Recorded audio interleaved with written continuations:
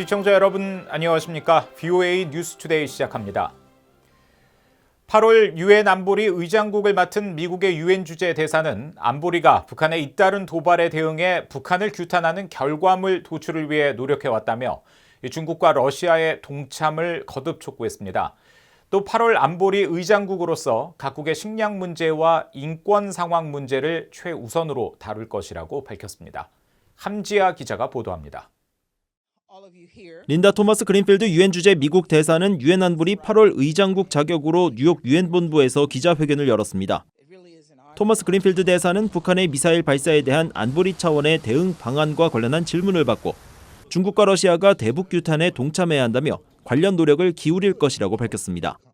You know, every single time there is a test, we have worked in the council with like-minded members to push the council to produce a product to condemn the actions of the DPRK. And we will continue to do that. We will continue to try to push our Chinese and Russian colleagues to join consensus on condemning these actions. 토마스 그린필드 대사는 이어 과거 우리가 북한의 행동을 규탄하는 데 일치됐던 점을 감안하면 언론 성명 채택과 같은 간단한 일은 쉬울 것이라고 지적했습니다. 그러면서 만약 또 다른 미사일 시험 발사가 이뤄진다면 대북 조치를 확실하게 밀어붙일 것이라고 밝혔습니다. 유엔 안보리는 대륙간 탄도미사일, ICBM 발사 등 북한 도발에 대응해 여러 차례 긴급 회의를 개최했지만 상임이사국인 중국과 러시아의 반대로 추가 대북 제재를 담은 결의안이나 의장 성명 채택에 실패했습니다.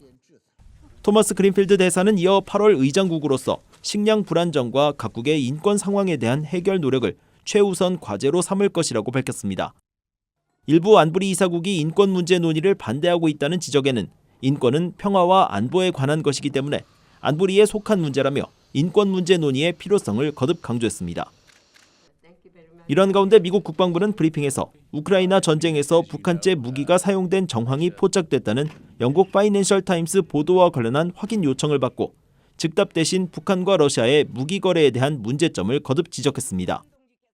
Certainly we've seen in the past Russia looking to try to obtain munitions from countries like North Korea.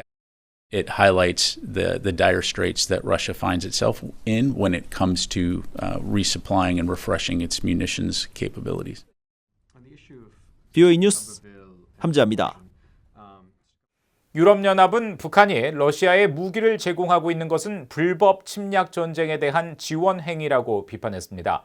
유럽연합 EU 대변인은 이들 관련 사안에 대한 VOA 논평 요청에 북한 기관들과 러시아 정부 또는 민간 군사기업 간의 무기 거래는 우크라이나에 대한 러시아의 불법적 침략 전쟁을 지원하는 것이고 러시아가 스스로 공동 작성한 유엔 안보리 결의에 대한 명백한 위반이 될 것이라고 밝혔습니다.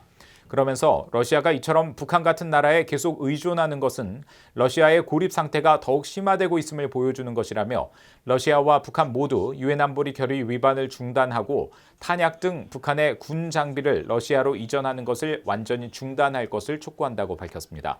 앞서 영국 파이낸셜 타임스는 지난달 29일 우크라이나 군인들이 러시아로부터 빼앗은 것으로 추정되는 북한산 무기를 사용해 러시아를 공격하고 있다고 보도했습니다. 제11차 핵확산 금지조약 NPT 평가회의의 제1차 준비위원회에서 국가연합인 비엔나 10 그룹이 북한의 핵실험을 강력히 규탄하는 토의 문서를 제출했습니다.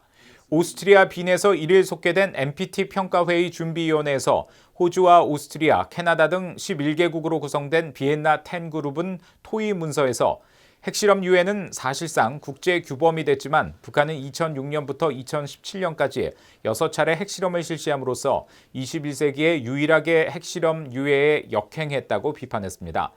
또 유엔 안보리 결의들을 위반하는 북한의 개탄스러운 실험들은 국제 비확산 체제와 포괄적 핵실험 금지 조약의 목표와 목적을 약화시킨다고 비판했습니다.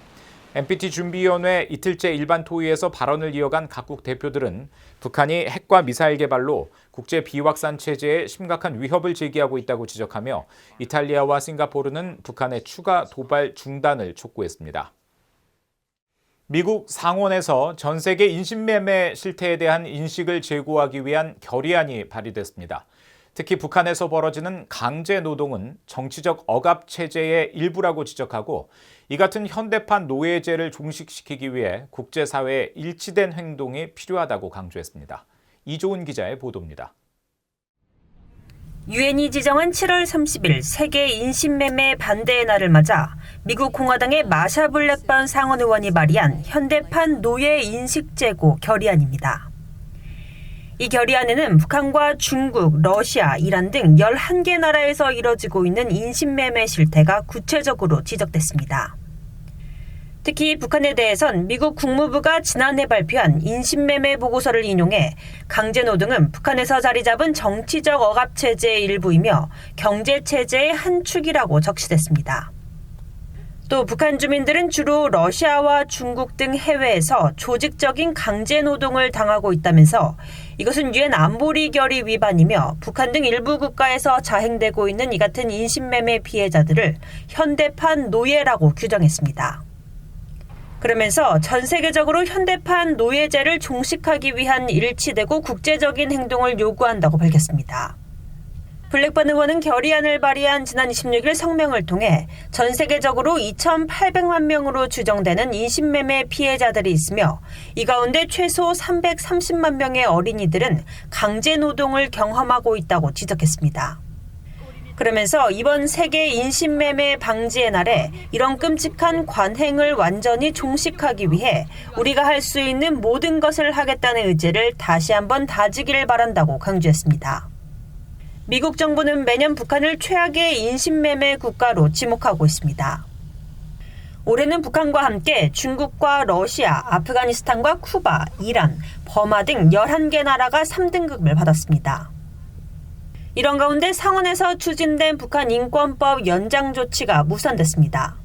공화당의 마르코 루비오 상원 의원은 처리가 지연되고 있는 북한 인권법 재승인 법안을 2024 회기연도 국방수권 법안에 포함해 의결하는 방안을 추진했지만 지난주 상원이 의결한 국방수권 법안 최종안에는 북한 인권법 재승인 법안이 포함되지 못했습니다.